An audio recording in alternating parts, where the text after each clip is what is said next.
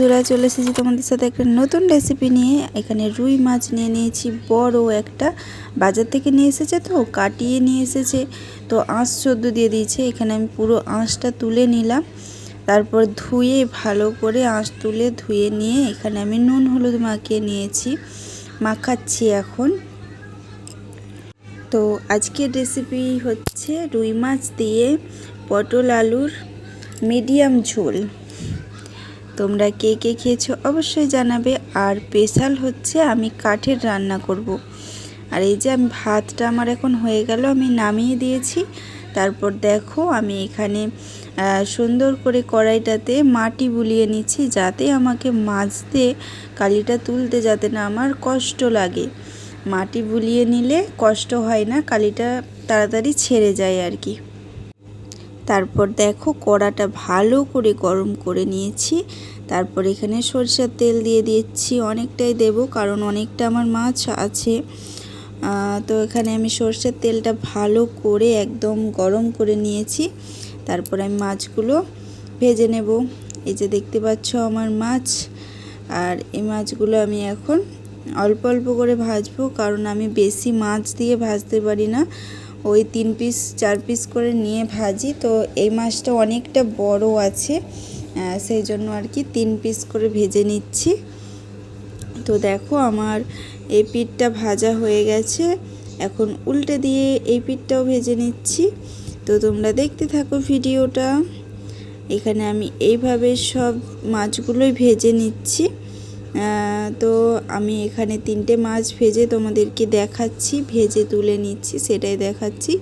তারপর বাকি মাছগুলোও আমি এইভাবে ভেজে নিয়েছি। তার আগে তোমাদেরকে ওই মাছগুলো ভাজতে ভাজতে আমি মশলাটা তৈরি করে নিই, সেটাই তোমাদের সাথে দেখাচ্ছি।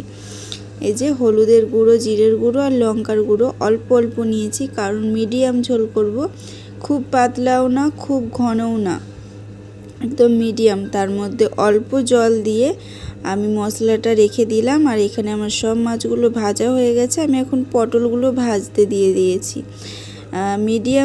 মিডিয়াম রান্না করব যেহেতু, সেই জন্য বেশি তেলে ভাজিনি, অল্প তেলের মধ্যেই ভাজার চেষ্টা করেছি, কারণ এখন যা রোদ গরম দিচ্ছে, এখন বেশি তেল মশলা খেলে অবস্থা খারাপ। আর এখানে আমার মাছ পটল সব ভাজা হয়ে গেছে, সেই তেলেতেই আবার একটু তেল দিয়ে দিচ্ছি। অল্প তেল ছিল কড়াইয়ে, তার মধ্যে আরও কিছুটা তেল অ্যাড করে নিলাম। তারপর চলো গোটা গোটা মশলা কি কি অ্যাড করছি সেটা তোমাদেরকে এখন দেখাবো। তার আগে তেলটা একটু গরম করে নিচ্ছি। আর এখানে আমার উনুনটা একদম লো ফ্লেমে, যেমন গ্যাসের লো ফ্লেম থাকে সেইভাবে রেখেছি। এখানে নিয়েছি দুটো হচ্ছে যে তেজপাতা, একটা শুকনো লঙ্কা আর দারচিনি নিয়ে নিয়েছি অল্প একটু। তো তেজপাতাটা 2 খাদি করে 4 খাদি করে দিয়েছি, আর লঙ্কাটা 3 খাদি করেছি, আর দারচিনিটা অল্প অল্প ছোট ছোট টুকরো করে নিয়েছি দেখো। তো এগুলো সব একটুখানি রঙটা চেঞ্জ হতে দেবো, আর সেই জন্যই আমি এখানেতে একদম লো ফ্লেমে, তোমরা তো গ্যাসে রান্না করবে, তোমরা একদম লো ফ্লেমে রাখবে, যাতে না একদম লাল লাল হয়ে যায়। একটু কালারটা চেঞ্জ হলেই হবে, বেশি কিছু করতে হবে না, বুঝেছো? তো তারপর দেখো এখানে আমি অল্প 5 ফোড়ন দিয়ে দিচ্ছি, ওই 1 চা চামচ থেকে কম, হাফ চা চামচ 5 ফোড়ন দিয়ে দিচ্ছি। আর এখানে আমার পেঁয়াজ কুচি, আদা রসুন বাটা আর 3টে কাঁচা লঙ্কা চেরা রেডি আছে। তারপর আমি পেঁয়াজ কুচিগুলো দিয়ে দিচ্ছি। দেখো আমি এখানে সব পেঁয়াজ কুচিগুলো দিয়ে দিচ্ছি। তোমরা ভিডিওটা কিন্তু দেখতে থাকো, অবশ্যই কেউ স্কিপ করবে না। আর একবার ট্রাই করে দেখো, অবশ্যই তোমাদের ভালো লাগবে। আর তোমাদের তো আমার কথাটাই বলা হয়নি, আমি মধুমিতা, আমার ছোট্ট পরিবারে তোমাদেরকে জানাই অনেক অনেক ভালোবাসা। আর নতুন হয়ে থাকলে চ্যানেলটা যা যা করার থাকে সেগুলো একটু প্লিজ করে দিও। আর আমার পুরনো বন্ধুদেরকে অনেক অনেক অনেক ভালোবাসা। আর এখানে দেখো যে মশলাটা পেস্ট, মানে যে মশলাটা আমি জল দিয়ে রেখেছিলাম, সেই মশলাটা এখন দিয়ে দিচ্ছি, কারণ আদা রসুন বাটা দেওয়ার পর এইটা দিতে হবে। তো এই মশলাটাও এখন আমি দিয়ে দিচ্ছি। মশলাটা ভালো করে একটু নেড়ে চেড়ে নিলাম, আর অল্প একটু জল অ্যাড করে দিলাম তার সাথে। তো এইটা এখন তেল ছাড়া পর্যন্ত অপেক্ষা করব।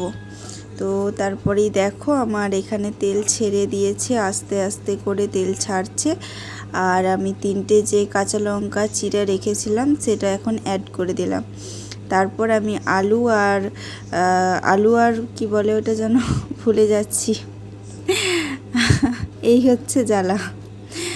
আলু আর পটলটা দিয়ে দিলাম, ভালো করে কষিয়ে নিয়েছি। ঠিক আছে, আমি আর মাঝে কোনো ভিডিও করিনি। প্রথম আলু আর ওই পটলটা দিয়ে ঢাকা চাপা দিয়ে ভালো করে কষিয়ে নিয়েছি, কারণ আর ভিডিও করতে খেয়াল ছিল না। তারপর দেখো আমি এখানে জল অ্যাড করে দিয়েছি। আলুটা সেদ্ধ হওয়ার পর আমি এখানে মাছগুলো দিয়ে দিয়েছি। এখানে আমি সব মাছ রান্না করিনি, 4 পিস রান্না করেছি, যেহেতু আমরা 4টে লোক। তো আমার এখানে ঝোলটা একদম রেডি হয়ে গেছে। নুন চেকে নুন দিয়ে আমি তরকারিটা একদম নামিয়ে ফেলেছি। একবারে রান্নাঘরে নিয়ে এসে সার্ভ করে তোমাদেরকে দেখাচ্ছি। দেখো বাটির মধ্যে সার্ভ করেছি। ধন্যবাদ পুরো ভিডিও দেখার জন্য, অসংখ্য ধন্যবাদ।